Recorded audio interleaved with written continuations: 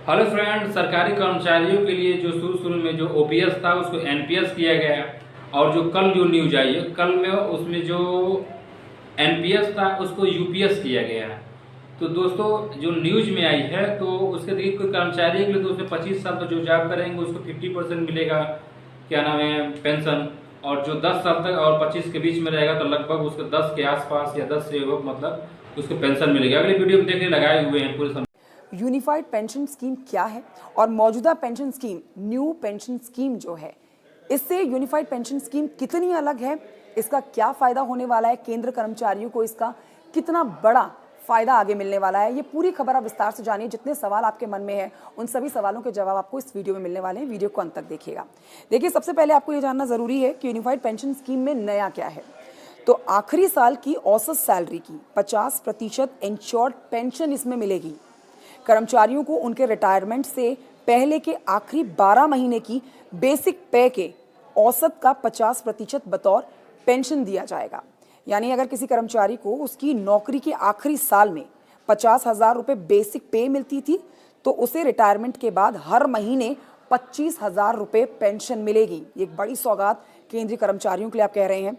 जिसमें दूसरा एक बड़ा पॉइंट ये भी जान लीजिए कि 25 साल से कम नौकरी पर उसी अनुपात में पेंशन मिलेगी। जी हाँ, औसत बेसिक पे की 50% पेंशन उन्हें मिलेगी जिन्हें नौकरी करते हुए 25 या उससे ज़्यादा साल हो गए हैं। 25 साल से कम और 10 साल से अधिक सर्विस होने पर उसी अनुपात में कम पेंशन मिलेगी। तीसरा महत्वपूर्ण बिंदु यह है कि 10 साल या ज़्यादा नौकरी वालों को मिनिमम 10,000 रुपये की पेंशन इस यूनिफाइड पेंशन स्कीम के अंदर मिलने वाली है। देखिए, अगर किसी कर्मचारी ने 10 साल से ज़्यादा और 25 साल से कम नौकरी की है तो उसकी बेसिक पे भले ही कितनी हो, लेकिन उसे पेंशन में कम से कम 10,000 रुपये ज़रूर मिलेगी। तो देखा आपने कि यूनिफाइड पेंशन स्कीम के बहुत ज़्यादा फायदे आगे रिटायर्ड कर्मचारियों को मिलने वाले हैं। अब आप ये जानिए कि यूपीएस में कर्मचारियों के लिए जो ये फायदे हैं यूनिफाइड पेंशन स्कीम, ये न्यू पेंशन स्कीम से कितने अलग हैं। सरकार पेंशन के लिए कर्मचारियों के वेतन का 14% पैसा अपने पास से देती थी। अब यूपीएस से में सरकार ने अपनी भागीदारी, अपनी हिस्सेदारी जो है वो 14% से बढ़ाकर 18.5% कर दी है। ये एक बड़ा डिफरेंस यूपीएस में देखा जाएगा एनपीएस के तरफ से। एनपीएस के तहत कर्मचारी की मृत्यु के बाद घर वालों को मिलने वाली पेंशन की जो रकम तय नहीं हुआ करती थी, वो अब यूपीएस में यानी कि यूनिफाइड पेंशन स्कीम के तहत इसे फिक्स कर दिया गया है।